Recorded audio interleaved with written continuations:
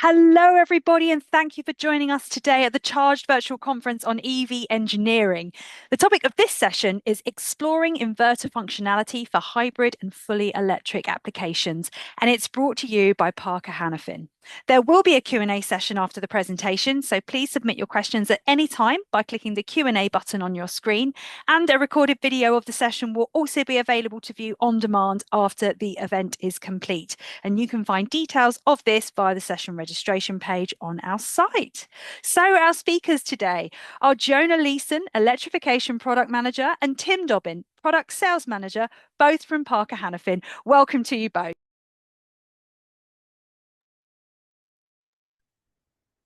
Thank you. So we're here to talk about inverter functionality, and it has a key role in both hybrid and fully electric applications. So Tim, my counterpart out of the UK, has a wealth of experience and knowledge in inverter applications on the industrial side, and we've been working together closely on the mobile side. He's my technical counterpart to the marketing person that I've become. So thank you, Tim, for joining me. Thanks for the intro, Jonah.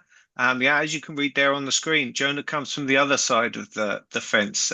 I'm the inverter technical nerd. I've lived and breathed it my whole life, but Jonah spent most of his life actually electrifying vehicles. So he brought to Parker a great wealth of experience gained with companies such as Packard and Dana, actually using inverters, motors, batteries to electrify vehicles. So between the two of us, hopefully we'll be able to get through this and impart a little bit of what we've learned over the last combined 50 years.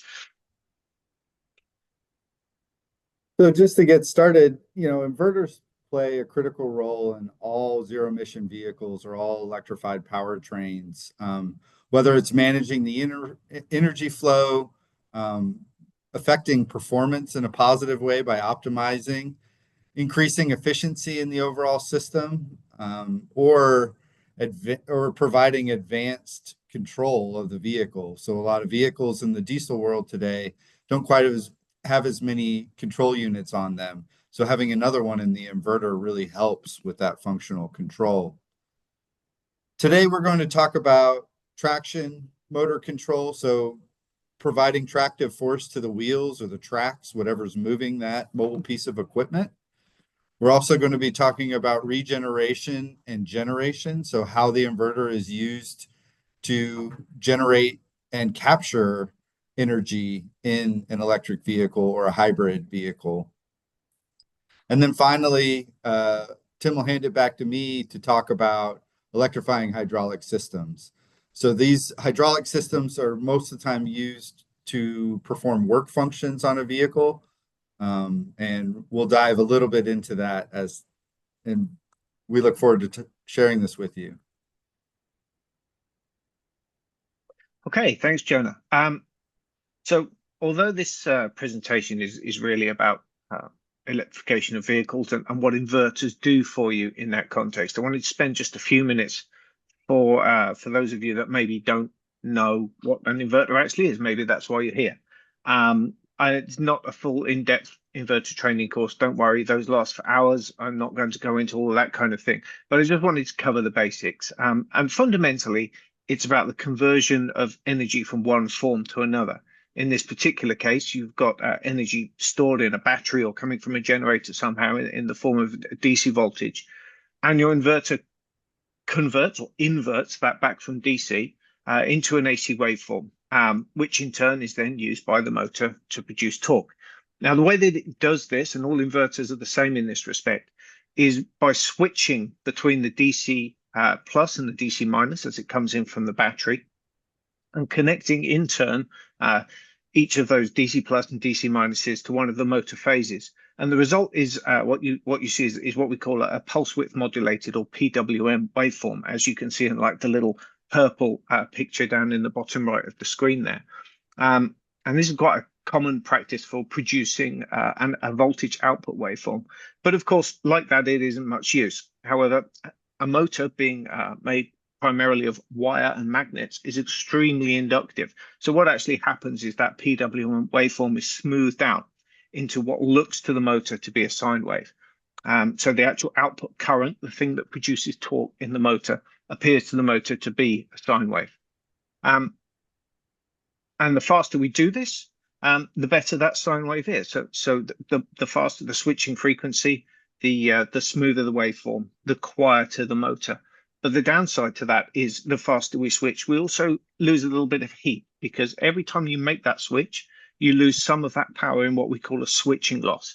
So the losses in your inverter, although not great compared to a combustion engine, that's where they're all lost in those switching devices. So you also have other things which the inverter has to do in order to control the motor, particularly when controlling permanent magnet motors, because a permanent magnet motor also works as a pure generator. So in the same way that if we put that AC voltage into a motor, it will spin the shaft. If we go the other way and we spin the shaft, that AC waveform comes back out through the inverter and is turned back into DC again. And in that permanent magnet motor, of course, we have to handle the torque, which is what it's all about in a traction application. And to do that, you need to use what we call some form of closed loop. And that can either be just arithmetic, where the inverter is actually calculating it for you, or you have some kind of feedback device on the back of the motor, like a resolver or an encoder, which tells us the speed of the motor and also the position of the rotors, so that we can inject the torque into the correct windings and give ourselves that precise torque control that we need.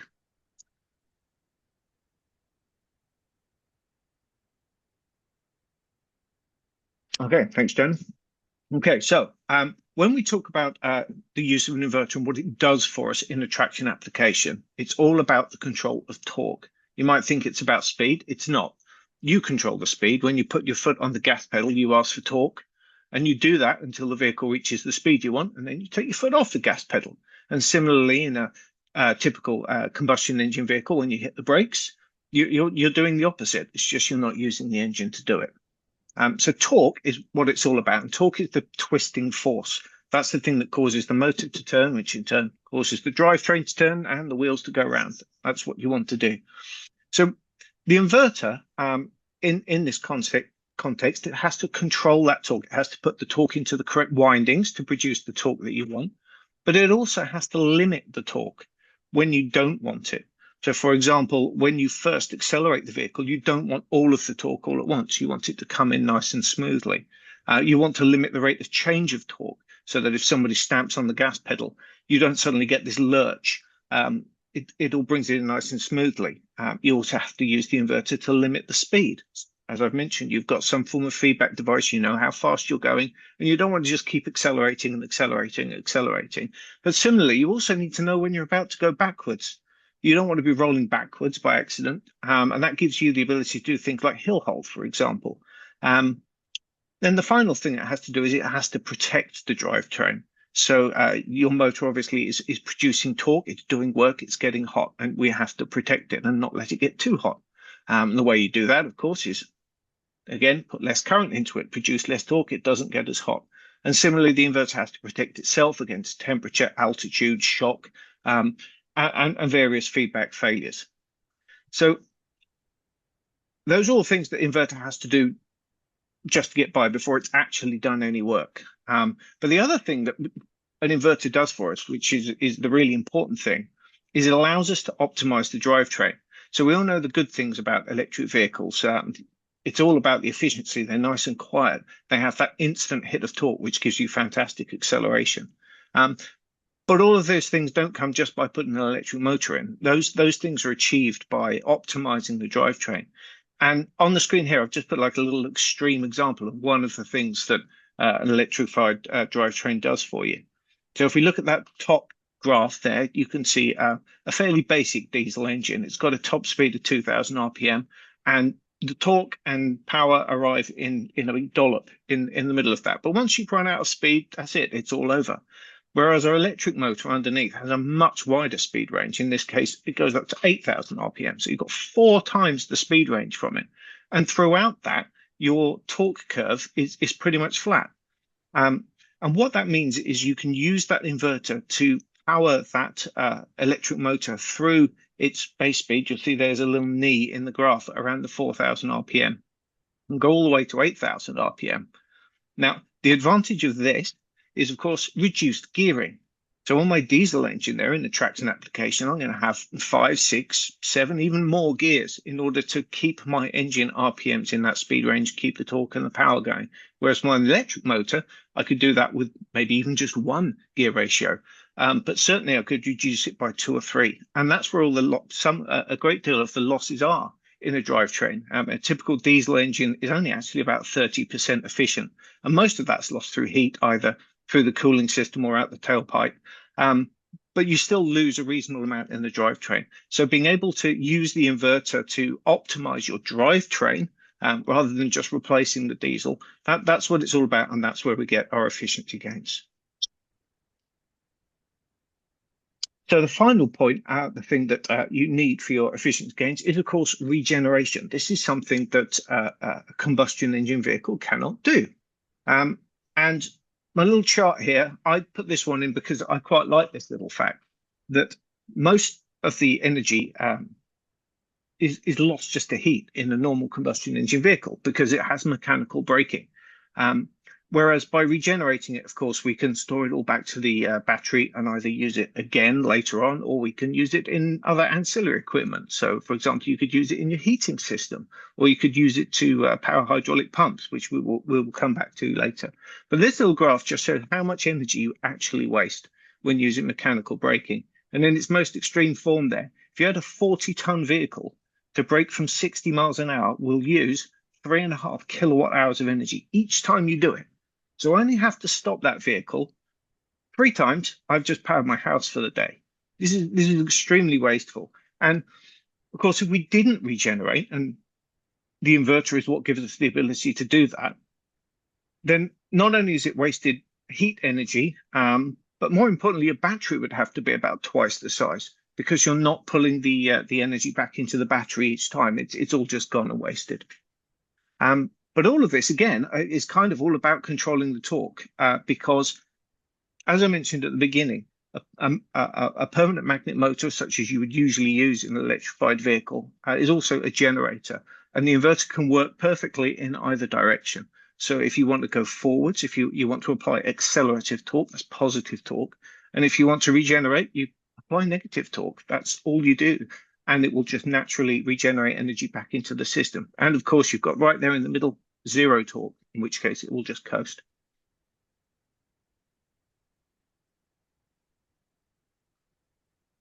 So I'm going to go back to torque again. But when we talk about pure generation, this is sometimes about more than just the torque control.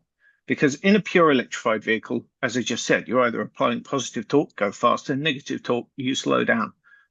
But in a hybrid vehicle where you have a combustion engine and an electric vehicle, you need to do a little bit more than that. There are various modes of operation. So the simplest form of that is what we call a parallel hybrid. So this is where your engine is, or your motor is generating torque based on the requirements. So typically at low speeds, the electric motor is doing that on its own. Then as you speed up or as you require more torque, the combustion engine comes in. However, when you decelerate, of course, the combustion engine can't absorb torque. It can't handle that negative torque. So this is where our inverter takes that energy back out of the motor and puts it back into the battery for later. The series hybrid, though, far more complicated. So there are various uses for this. The most obvious one is to be able to run your combustion engine at its most efficient speed range, and it will just sit there all the time doing that. So you may have driven a hybrid vehicle where it does that, and you hear the engine running at a constant speed, and that's charging the battery through the motor and the inverter. And then you have another motor and inverter, which is actually driving the wheels. But it also means you can have power to either do the work in the vehicle, or you can store it for use later as required. So the combustion engine could be running when the vehicle's not actually moving, or when the vehicle is moving, you could be generating more power than you need to charge your batteries up. And the important thing here is using this kind of topology means that you're not limited to a straightforward traction application where you're converting that battery energy through the inverter into the motor into torque. You can use this to generate power for other applications, such as Jonah will go through now, hybridization of hydraulics. Thank you, Tim. So hydraulic system efficiency, or why would we electrify hydraulics? It's really to gain in efficiency. So today, in today's world, we return a lot of working fluid to the tank because different loads will change and we're continuously providing flow because we're directly driven by an internal combustion engine. So when we electrify those, the hydraulic flow can be provided on demand, and therefore the motor, the inverter can be shut off or shut down when flow isn't needed.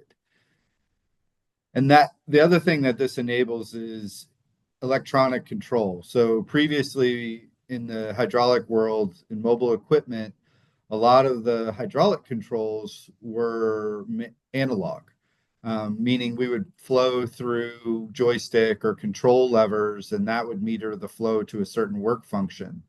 And so when we move to electrify these, we then have greater controllability. Ultimately, this enables emission reduction, which is big for urban centers, and then also noise reduction. But there's a little bit of a change there with noise reduction, as the internal combustion engine is no longer there to mask the noise. We're more likely to hear the hydraulic noise that's generated and the electrical noise that's generated in the e-powertrain. So we have to be aware of that. So we've got a great application engineer, Tom Hickey. He normally spends hours going through the electrification of hydraulics to really get to a fine-tuned system. You know, obviously Parker's here to support you, but there are a lot of advantages to this. Really for performance, it's load change reactions, and it's making sure that the system is able to maintain that performance with variance in loads in different circuits or work functions. And then efficiency. So, you know, we can really tune, and we'll talk about that circuit tuning, reducing losses, reducing return to tank, reducing overall hose lengths that you have to pump fluid through. Those are all efficiency improvements that an inverter and a motor in the electrification of hydraulics can improve upon. And then when we talk about noise, noise in a hydraulic circuit is a lot different, and it was masked by the internal combustion engine. But with the inverter controls, we can really tune out specific frequencies of operation, certain rotational speeds of the pump in order to reduce resonance, increase stability, and ultimately have better control over the noise factors that are included in electrohydraulics. But one of the last things, and this is really important as we work to electrify previously analog systems, is the feel. So the feel is really important, and one of the examples I'll bring to that is steering. So down there at the bottom in my applications, I've got on-road steering. In those systems, we're continuously circulating hydraulic fluid, and that is what provides that feel. So we have to be conscious of that when we're electrifying hydraulics, and we have a lot of availability, as said, to tune that circuit and to tune those systems, and we can tune feel as well. So we could provide the minimum amount of flow in order to provide that feel or response that a user is used to experiencing. But there's a lot of other applications that we electrify hydraulics in. Parker is obviously big in materials handling and construction. And there, we'll talk about on the next slide is where we see that going as far as the electrification of hydraulics. So today, internal combustion engines are a large central power source. And that most of the time will have multiple pumps connected to it, whether it's an EPTO on a commercial vehicle or whether it's a large stack of pumps that are facilitating a wheel loader's multiple hydraulic circuits. So with that centralized power today in the adapting to EV and zero emission vehicles, we provide large motors, large inverters with large pumps that satisfy that conventional need for a centralized power source. Well, as we move into the future, what we'll see is that a lot of those hydraulic circuits will be decomposed, and we'll be using different technologies in that electrification of hydraulics, such as an EHA or a linear hydraulic actuator, or we'll be doing things like combining a motor, a gear train, and a pump to provide a compact hydraulic power unit like the integrated EPTO that we see in the center top left. And then obviously we'll also have the availability, and it's really more efficient for rotational energy, such as fans, compressors, winches, that we can just straight electrify those rotational needs and not have to convert to a hydraulic and then back to rotational energy. But ultimately in the future, what we see is that this distribution of work, and we're going to enable a lot tighter control, a lot more efficiency by providing performance for that specific circuit or that specific work function need. And eventually, instead of dragging hydraulic hoses all over a vehicle, we'll be moving cables or wires to provide power very local to where that work application or that work function is hosted on a vehicle.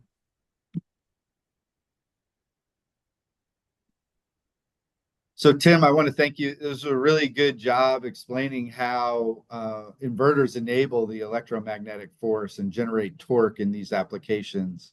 And I was really surprised to see how much energy is really wasted during a braking event and how much efficiency we can gain by electrifying these powertrains. Yeah, thanks, Jonah. As I said at the beginning, it would have been nice to be able to spend the time talking about how inverters actually work. It's what I do. So hopefully I covered the basics, and thank you for you to going into the hydraulic side of things, because again, typically when people think about electrified vehicles, they are thinking about traction and not all of the other things that go on board a vehicle, and how electrification can really work for them. And it's particularly interesting, this idea of decentralizing things and being able to move away from just having a hydraulic pump bolted to the side of your diesel engine to having the motors, the pumps, the battery being where the work is actually done, and how that's going to radically change the design of commercial vehicles in the future. Absolutely. I'd also like to take a moment to share some gratitude that we have for all the teams that have been working so hard on the global vehicle inverter and Generation 2 global vehicle inverters. We've got a lot of support for this from our electrification growth team based out of Elk Grove. Also our electric motion and pneumatics division that Tim is a part of in Europe, the electronic motion controls division that I'm a part of here in the US, and then also our overall motion systems group at Parker. So thank you for your support in this webinar. It looks like we have a couple of questions, Tim. Let me pull those up. Okay, shall I take the first one? I'll pick one at random. I'm gonna pick one which hopefully is relatively easy to answer. So we have a question here. Does a series hybrid require two separate inverters? It doesn't necessarily require two separate inverters, but it does require two output stages. Parker don't make an inverter that has multiple output stages in one box, but such things are available. They're quite unusual. But yes, effectively, you do need that, because you need one set of motor connections from your inverter to connect to the motor that is generating, and you need a separate one for the motor which is actually providing the attractive force. And they're both doing completely different things, but both from the same power source. Yeah, and I'll take one from James here. So he had a question about whether the hydraulic pump would then live closer to where they are used. Absolutely. The more we can reduce the pumping losses and direct that hydraulic flow to its direct application, that's really where you're going to win by increasing efficiency, by reducing those pumping losses. So eventually, yeah, what we think is going to happen is these hydraulic work functions are going to be dissected, and then we'll be distributing power and having maybe, let's say today we have 30 kilowatts of hydraulic energy that's needed to work 3 different circuits that would get dissected, and then you would have 10 kilowatt, you would have 3 10-kilowatt systems that are providing that hydraulic power. And the closer you can get those, the better off you are efficiency-wise. Okay, I'll take another one. Justin has asked whether or not these inverters can be used as active front ends. Now, there's a very expansive question. So again, this is something that currently Parker don't make. I mean, our inverters, like any other inverter, are capable of being active front ends. And for those of you that are listening and that can't see the question, an active front end is what we call an inverter, which you connect directly to the mains grid. So you would, instead of connecting a motor to the input terminals of the inverter, you connect your AC from your mains grid. And instead of having a motor generating the power into the DC system, it's coming from the mains. And let's say, for example, you had a fairly large piece of mining equipment. You're going to need a battery the size of a shipping container to run that. It isn't going to work. So typically what you would do there is you would have it what we call tethered, where it's plugged into the grid all the time, and then you use an inverter to provide that rectified DC for use by all the other inverters and other ancillary equipment that's going around the machine. So the difficulty in doing that, though, is one of the things that an inverter does when it does its switching, as I described earlier, is noise, electrical noise, or EMC, as it is called, and that has to be filtered out. If you try to connect an inverter directly to the mains without some kind of filtering in between the two, you would kill every piece of electrical equipment connected to that grid supply as far as the nearest transformer. So you need quite a large filtering output on it. And you also need the ability to sense what the grid is doing at any given time. So yes, there are inverters available that can do that. No, we don't make them. Sorry.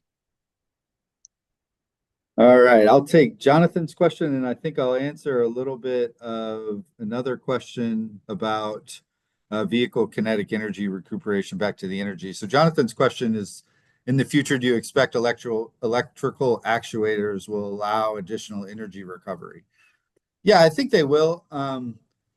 Right now, it's about quality and quantity, right? So the greater your kinetic energy source, so let's say you're in a crane application and you're hoisting a load, or you're picking up a load at a high height and you're bringing it down.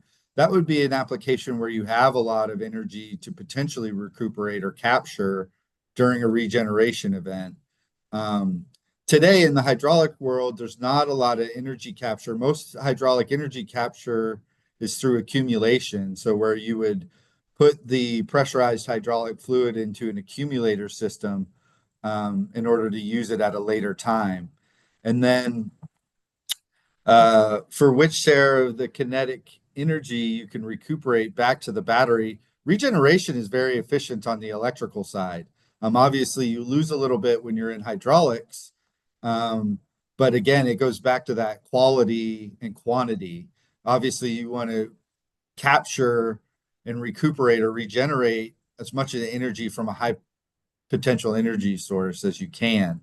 The lower potential energy sources, may not add value. They could add complexity to the overall system. And so that's really where you need to understand how much is being wasted in an event and how much you stand to gain. But generally, your regeneration on the inverter side is just about as efficient as it is on positive or negative torques. You're at 97-ish% efficiency on the inverter side. So then it's about the other losses in the system. And as Tim mentioned, an electric powertrain is likely 80% or better in efficiency. Okay, so we've got time for one or two very quick questions now. Okay, so I'm sorry, we have lots of them, so a quick apology to those people we don't get to answer.